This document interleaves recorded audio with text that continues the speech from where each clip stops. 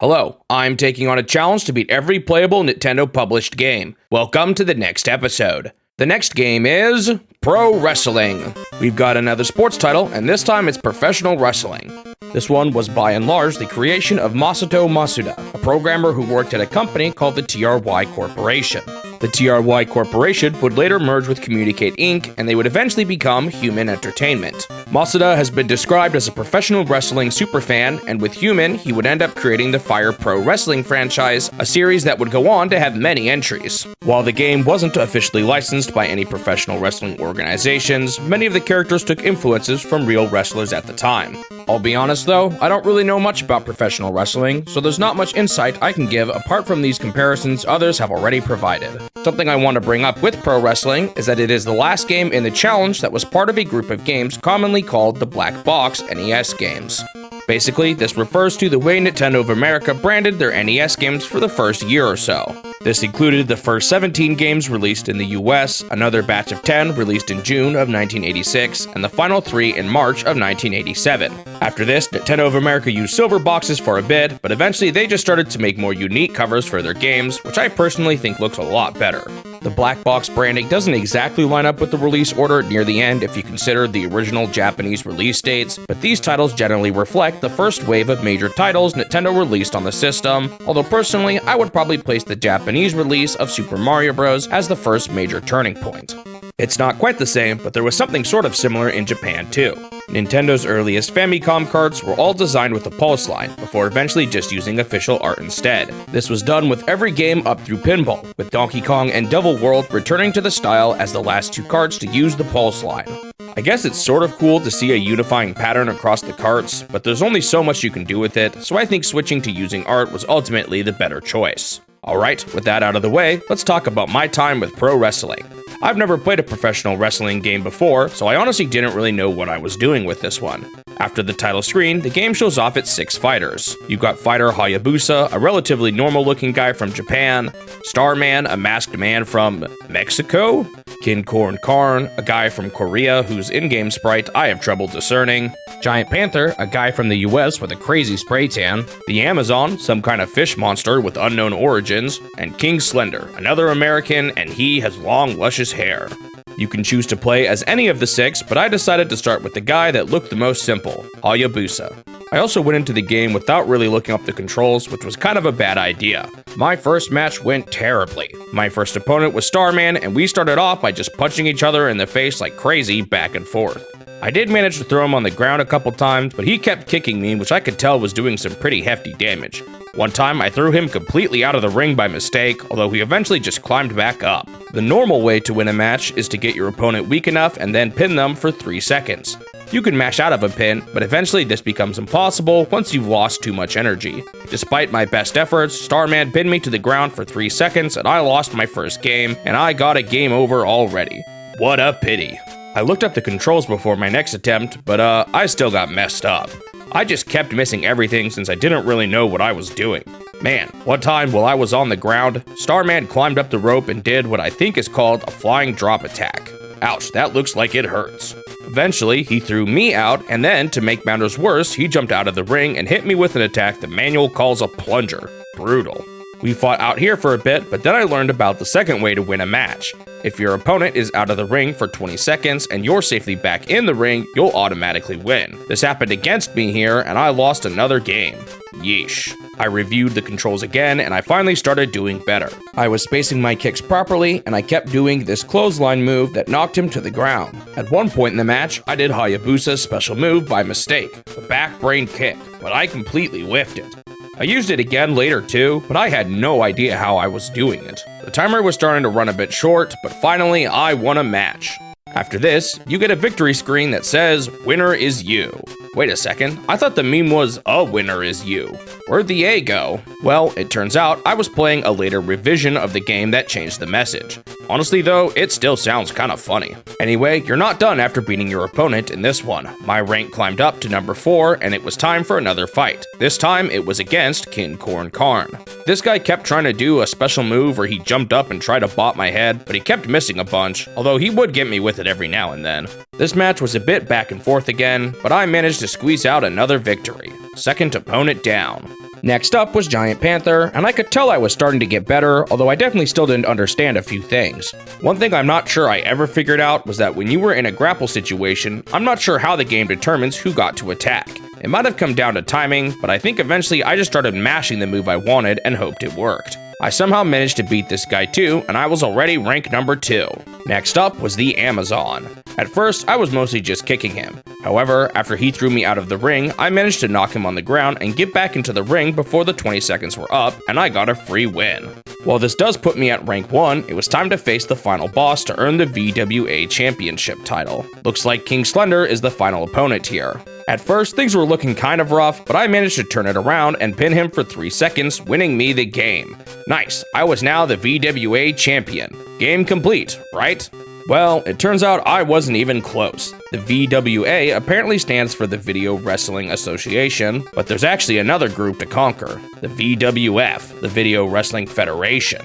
There's a secret boss, Great Puma, that the manual keeps hidden from you, and he's the champion of the VWF. However, you can't just challenge him right away. You have to first win 10 rematches against the VWA players. The worst part is that you have to do them all in a row. If you fail, you don't go all the way back to the beginning, but you have to rematch the guy who just beat you, and then it resets you back to the beginning of the 10-match streak. The first rematch was against Starman, and they definitely cranked up the difficulty. I lost to him already, which is not a good sign. I already lost the champion title and I was down to rank 1 again. I had a rematch against Starman, but he whooped me again and I went down to rank 2. Man, things are not looking good. I did win my next match, but I lost the one after that, so I knew it was time to do some studying. I decided to try and figure out more of those special moves, and maybe even try out a different character. Each character had their own special moves, with a full list being provided in the manual. The way Hayabusa's special move worked was actually pretty different than the others, as his move required you to wind yourself up properly for it to work. For most characters, the special moves were just changes to the standard moves that I think just made the moves a bit stronger for that character. For example, Starman has one of his grapple moves changed to one where he jumps and kicks off the opponent, and his clothesline move is replaced with something called the Flying Cross Chop. The craziest moves were the ones done by the Amazon. His were both just changes to grab moves, but man, they were brutal. For one of them, he munches on the opponent's head, and for the other, he jabs his opponent's head with his claw or something. Honestly, these were surprisingly brutal for Nintendo during the NES era. Alright, this time I tried again as Giant Panther, and I decided to see if I could consistently cheese my opponents by knocking them out of the ring. This worked for the first 2 games, but Kin Corn Karn managed to reverse the situation and get me to time out outside of the ring instead. This might work, but it's clearly kind of risky. I still wanted to try and figure it out, but I just kept going back and forth with winning and getting tie games, and in the single player mode, getting a tie counts as a loss. However, I did finally earn the VWA trophy again, but I don't know, that was pretty rough. Thankfully, I only started to get better from here on out. I defended my title a full 5 times in a row, making it halfway through the 10 rematches, which causes it to loop back to your first opponent for a second round of rematches. I ended up beating Hayabusa, Starman, and Kin Corn Karn again, meaning I was only 2 matches away from challenging the Great Puma. Unfortunately, I got messed up by the Amazon by losing a last-minute grapple, and I got a taste of my own medicine by getting timed out myself. Dang, I was so close. I then lost my rematch against him, meaning I was back down to rank 2. Something kind of annoying about this is that despite getting to rank 1 again pretty quickly, the game still forces you to cycle through every fighter again before rematching the guy who took the title from you. So it's actually faster to just quit and reset if you lose to the guy who has the title. I didn't think about that yet though, and I just kept going and eventually reclaimed the title. Time to start defending all over again. This time I lost to Starman after only defending the title twice. Ugh, this is going to be tough even with the timeout cheese, isn't it? Thankfully, I retook the title pretty quickly though, and it was back to defending my title again. Unfortunately, I lost to the Amazon once again, almost immediately afterwards. Something really nasty about this guy is that his special grab animations take way longer than the normal ones, so he can actually keep you out of the ring for way longer than anyone else can. Finally, on my next attempt defending the title, I had a super good run going. I defended it 9 times in a row, but unfortunately due to the way the rematches had been going back and forth, my final opponent was none other than the Amazon again. Unfortunately, he did another one of his special moves right at the end while we were out of the ring. Annoyingly, even though neither of us made it back to the ring in time, it still counted as a loss for me, so I was back to square one. However, now I had an idea. If the Amazon is clearly the hardest opponent, why don't I remove him from the equation by playing as him myself? This also allowed for me to use the special grabs to stall longer out of the ring whenever it fit my needs, and I'm pretty sure his special moves do a lot of damage too. The next run did go pretty well, but after defending the title 6 times, I just barely didn't make it back to the ring against Starman. What a bummer. Before my next run, I found out that you can pretty quickly kick your opponent back down after they get up with the right spacing and timing. It's not completely foolproof, but it should help me to do better at getting them to time out. This, combined with the Amazon's slow special moves, was finally the edge I needed. After a silly goof up where I just completely ignored getting into the ring, I had a fantastic run going. I earned the VWA title, and I even managed to defend my title 10 games in a row. It was finally time to face off against the secret final boss, the VWF champion, Great Puma. I had heard some pretty rough things about this guy, so I wasn't going to play around. Instead of trying to see what his moves were like, I immediately chucked him out of the ring and went for the timeout cheese. I actually almost got him on my first try here, but I didn't time things quite right and he got back into the ring. However, I chucked him out immediately again and went for another attempt. After a couple of stabs to the head and a few more kicks, I lined things up perfectly. His 20 seconds were up and he couldn't make it back into the ring. With that, I earned the second trophy and became the champion of both leagues. After this, you are sent back to the title screen, so now the game had truly been beaten. Pro Wrestling complete. On to the review. Honestly, this one caught me a bit off guard. I haven't really liked the sports games a whole lot in the challenge up to this point, and I kind of expected this one to be the same, but to my surprise, I enjoyed it more than most of the others so far. I still don't think it's a genre I'll ever get that into, since it gets repetitive pretty quickly, but I would say I actually enjoyed my time with this one, which is more than I can say for some of the other sports games so far.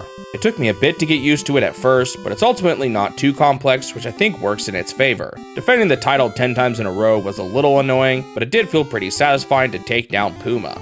I don't know if only going for the cheese ultimately hurt the experience for me at all, but I still kind of enjoyed finding ways around the game's systems to squeeze out victories like this. It's definitely not my favorite NES title, but for a pro wrestling game on the NES, I was pleasantly surprised by it. I gave it a 6 out of 10, which is the highest score I've given a sports game so far, apart from the Punch-Out games. Thanks for watching the video. If you want to see more of these in the future, make sure you subscribe to the channel so that you won't miss out on the next one. Also leave a like if you enjoyed it, since it will help the channel grow and motivate me to continue this series. I hope I will see you in the next step of my quest to beat every Nintendo game.